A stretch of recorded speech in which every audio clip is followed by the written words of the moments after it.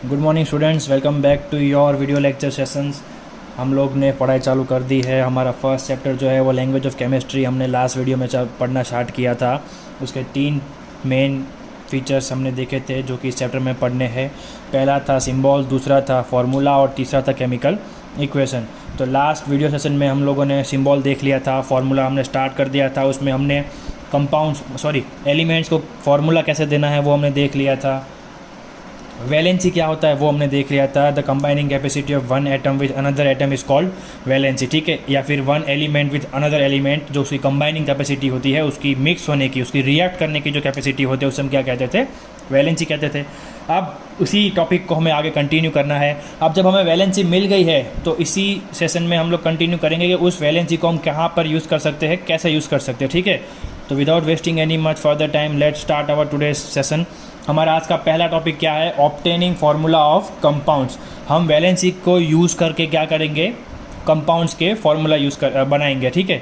The formula of binary compound is obtained by transporting their valencies. इसका मतलब क्या होता है? जो बाइनरी कंपाउंड्स होते हैं, मतलब कि वो कंपाउंड्स जो 2 एलिमेंट्स के मिक्सचर से बने हैं, राइट, उसका फार्मूला हम कैसे बनाएंगे? तो by obtaining by transporting their valencies. मतलब कि एक एलिमेंट की वैलेंसी हमें दूसरे एलिमेंट को ट्रांसपोर्ट करनी है और जो दूसरे एलिमेंट की वैलेंसी है वो हमें पहले एलिमेंट में ट्रांसपोर्ट करनी है।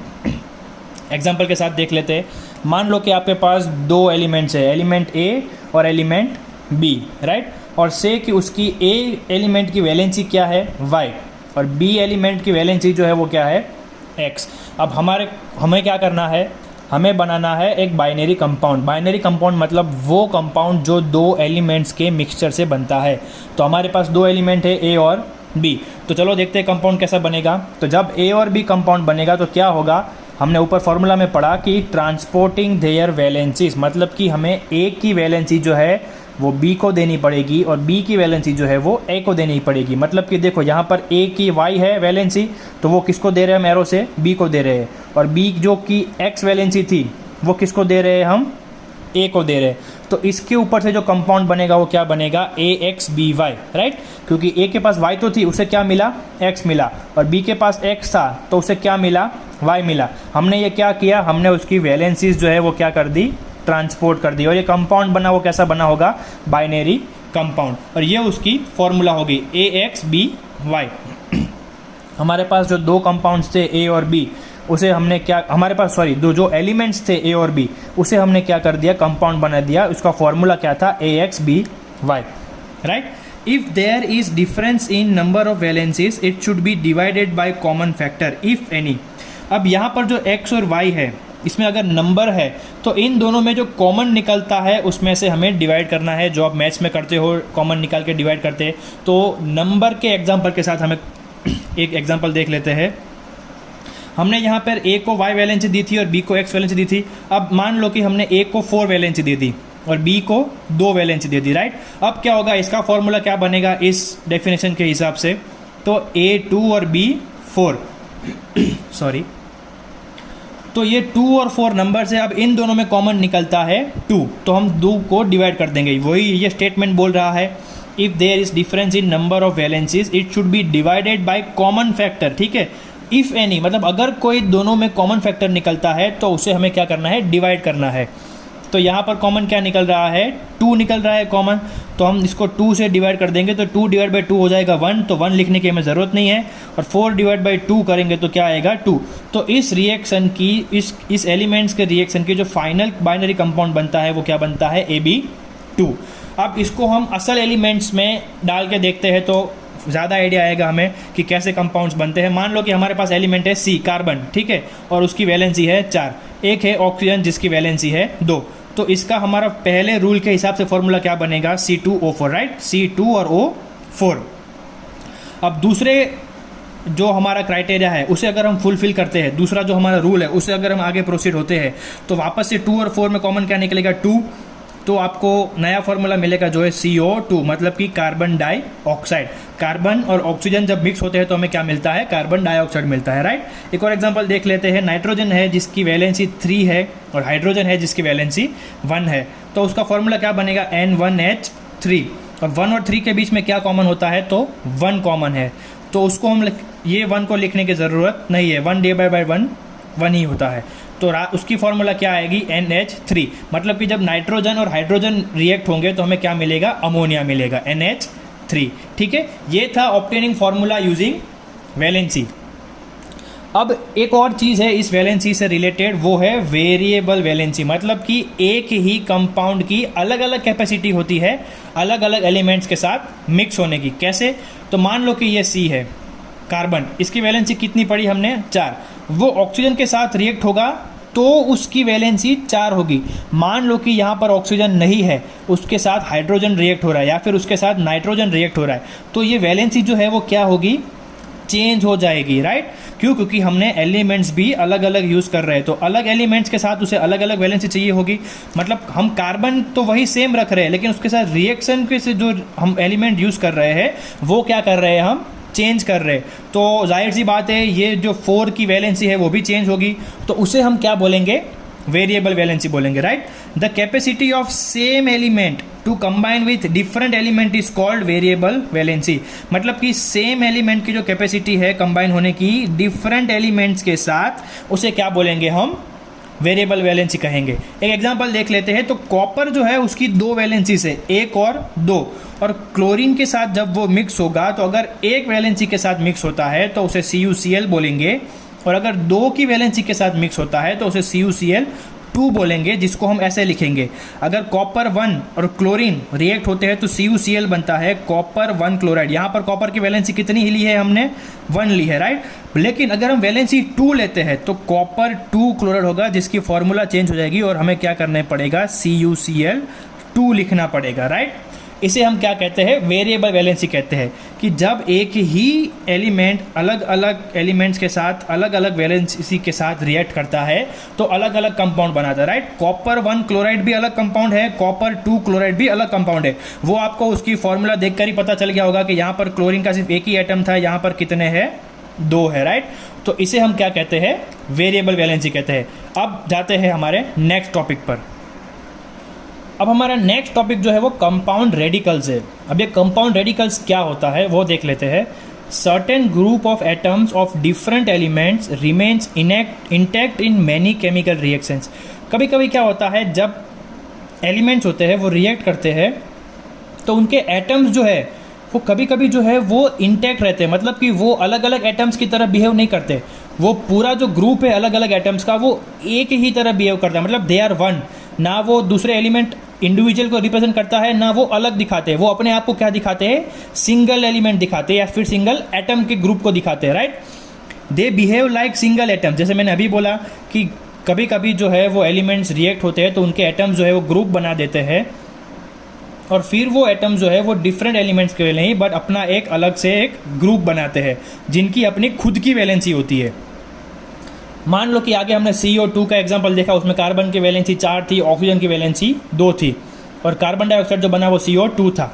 लेकिन इस केस में क्या होता है, C और O अलग ही कंपाउंड बन जाते हैं। वो अलग अलग कार्बन और ऑक्सीजन को रिप्रेजेंट नहीं करते, वो अपना एक अलग से ग्रुप बनाते हैं, राइट। CO अपना एक अलग ग्रुप बना दिया और उनकी खुद की वैलेंसी भी होती है। ये हमें इस टॉपिक में पढ़ना है। और जो ऐसे कंपाउंड्स होते हैं उसे क्या बोलते हैं, कंपाउंड रेडिकल्स बोलते हैं। कैसे, तो certain groups of atoms of different elements remains intact. मतलब कि वो जो एटम्स का ग्रुप है वो एक साथ मिक्स रहता है, इंटैक्ट रहता है। They behave like single atoms, मतलब कि ग्रुप में है फिर भी इंडिविजुअल सिंगल रिप्रेजेंट होते हैं, राइट। और उनकी क्या होती है, वैलेंसी होती है। एग्जाम्पल देख लेते हैं। ऐसा एक ग्रुप है OH। अब देखो यहाँ पर ऑक्सीजन भी अलग है, हाइड्रोजन भी अलग है, लेकिन कभी भी हाइड्रोक्साइड जब आप बोलते हो तो आपको OH जो है वो साथ में बोलना पड़ेगा। मतलब कि क्या हो गया, ये एक कंपाउंड रेडिकल हो गया। अब इसकी वैलेंसी है, कितनी है वैलेंसी, मोनो, मतलब कि सिंगल, मोनोवैलेंट है।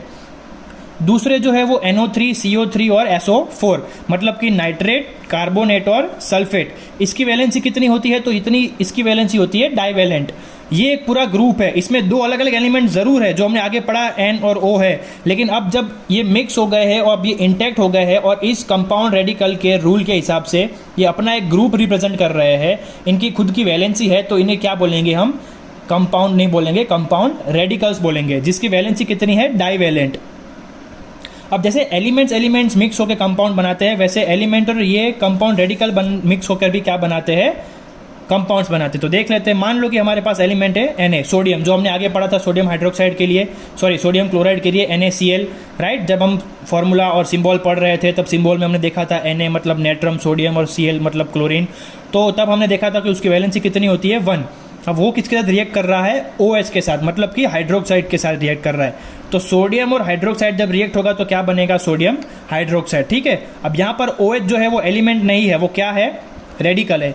अब एक और एग्जांपल देखते हैं, वही सोडियम रखते हैं और इस बार मोनोवेलेंट की जगह कोई भी डाइवेलेंट ले लेते हैं। तो हमने CO3 लिया जो का नाम है उसका कार्बोनेट, तो क्या बनेगा, सोडियम कार्बोनेट Na2CO3, ठीक है।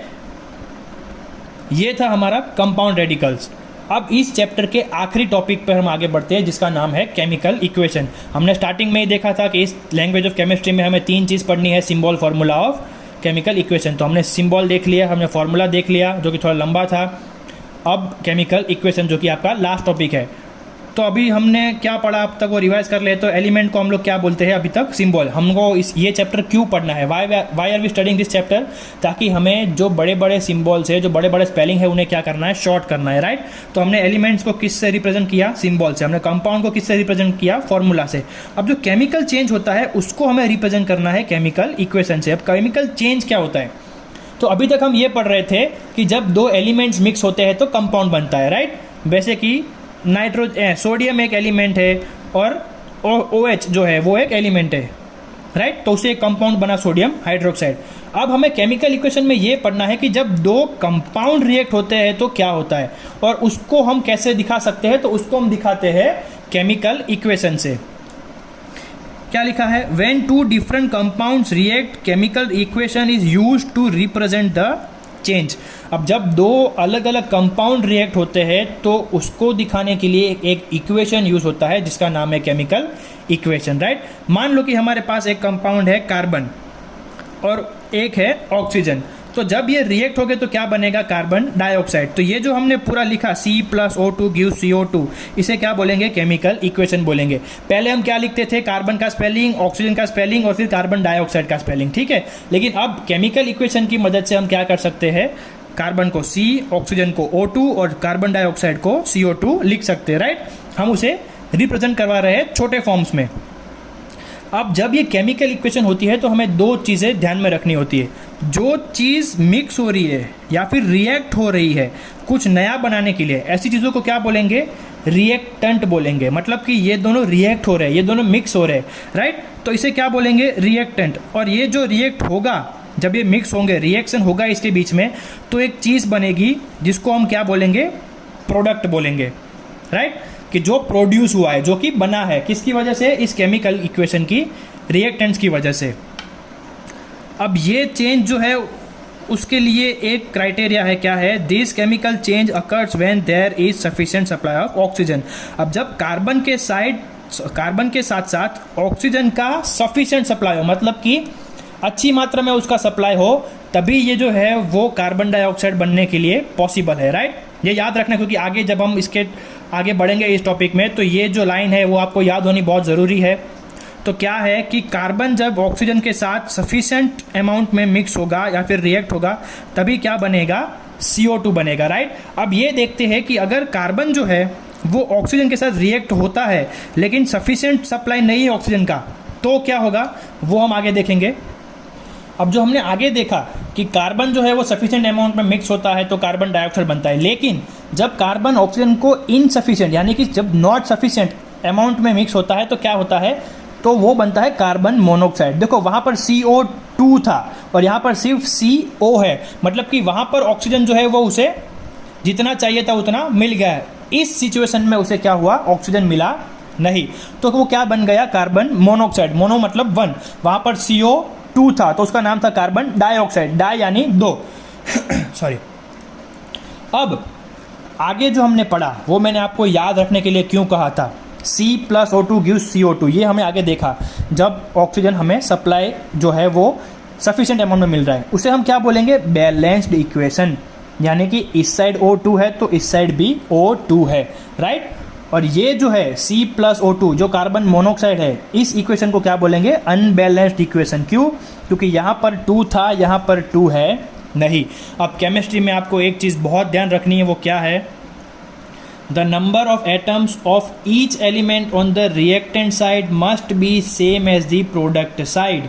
मतलब क्या होता है, जितना आप लोग रिएक्शन में डाल रहे हो उतना ही आपको प्रोडक्ट में मिलना चाहिए, जो कि इस केस में पॉसिबल नहीं हो रहा है।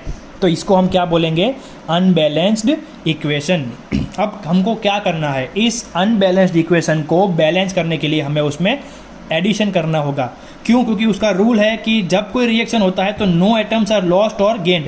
ना कोई एटम्स चले जाते हैं मतलब ख़त्म हो जाते हैं, ना ही कोई नया एटम बनता है। क्या होता है, सिर्फ और सिर्फ एक्सचेंज होते हैं। मतलब कि आपको बैलेंस रखना है। तो हम क्या कर सकते हैं, तो इस इक्वेशन को बैलेंस करने के लिए हम यहाँ पर 2 है और यहाँ पर 1 ही है, तो क्या करेंगे, इसके आगे 2 लगा देंगे, राइट। अब ये बैलेंस हो गया, 2C + O2 गिव्स 2CO। अब ये 2 जो है वो दोनों को रिप्रेजेंट कर रहा है। मतलब हमने कार्बन 2 डाला था तो 2 कार्बन हो गया, ऑक्सीजन भी 2 था तो ये ऑक्सीजन भी 2 हो गया। मतलब कि अब जो है वो ये बैलेंस इक्वेशन हो गया है, राइट। एक और एग्जांपल देख लेते हैं, Mg और O2। अब इसको अगर हम बैलेंस नहीं करेंगे तो क्या होगा, MgO2, लेकिन वो अनबैलेंस रह जाएगा, एक साइड ज़्यादा हो जाएगा एक साइड कम हो जाएगा। तो हम क्या करेंगे, इसको भी बैलेंस कर देंगे, आगे 2 लगा देंगे। मतलब कि 2Mg तो ये 2Mg हो गया, O2 था तो ये 2O हो गया। मतलब कि आप दोनों साइड जो है वो एटम्स रिएक्टेंट और प्रोडक्ट साइड पे इक्वल हो गए, राइट। अब हमारे चैप्टर का लास्ट टॉपिक, इसके साथ हमारा फर्स्ट चैप्टर क्या होगा, फिनिश हो जाएगा, राइट। एक छोटा सा टॉपिक है हमारा, वो क्या है, केमिकल को जब हम करते हैं, केमिकल रिएक्शन जब होता है, केमिकल इक्वेशन जब होता है, तो हम लोग उसे ज़्यादा इन्फॉर्मेटिव बनाने के लिए क्या करते हैं, कभी कभी कंडीशंस को लिख देते हैं।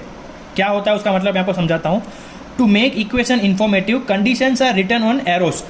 मान लो कि अगर आप कोई केमिकल रिएक्शन कर रहे हो, राइट, मतलब कि आप पानी को सॉलिड स्टेट से लिक्विड स्टेट में ला रहे हो, मतलब कि आप उसको बर्फ़ के फॉर्म में से पानी में ला रहे हो, तो आप उसको क्या करोगे, गर्म करोगे। तो इस रिएक्शन को अगर आप सिंपली लिख दोगे सॉलिड वाटर देन एरो करके लिक्विड वाटर, तो समझ में नहीं आएगा कि ये कैसे हुआ। तो इसको इन्फॉर्मेटिव बनाने के लिए आपको एरो के ऊपर क्या लिखना पड़ेगा, वो आपको कंडीशन लिखनी पड़ेगी जो आपने यूज़ की है एक स्टेट से दूसरे स्टेट में लाने के लिए। और इस केस में जो कंपाउंड बनाने के लिए ज़रूरी था वो हमें लिखना है। जैसे कि कार्बन प्लस ऑक्सीजन हमें कार्बन डाइऑक्साइड देता है, वो हमें पता है, लेकिन हमें पता होना चाहिए कि ये कौन सी कंडीशन में देता है। मतलब कि उसे जब गर्म करते हैं, आप हीट करते हैं, तभी क्या होगा, CO2 बनेगा। अगर आप हीट नहीं करोगे, कूल बनोगे, तो ये CO2 कभी बनेगा नहीं। तो इससे हम क्या कर रहे हैं कि जो हम एक्सपेरिमेंट में कर रहे हैं, जो हमारी केमिकल रिएक्शन में हम जो हमारा सिचुएशन है, जो हमारी कंडीशन है, वो हम क्या कर रहे हैं, रिप्रेजेंट कर रहे हैं, राइट। क्यों? ताकि जो केमिकल रिएक्शन का फॉर्मूला हम बना रहे हैं वो ज़्यादा क्या हो जाए, इन्फॉर्मेटिव हो जाए, और पढ़ने वाले को ये पता चल जाए कि जब आपको कार्बन डाइऑक्साइड बनाना है तो आपको कार्बन और ऑक्सीजन को क्या करना पड़ेगा, हीट करना पड़ेगा, ठीक है। इसी के साथ आपका फर्स्ट चैप्टर जो है वो यहाँ पर कंप्लीट होता है।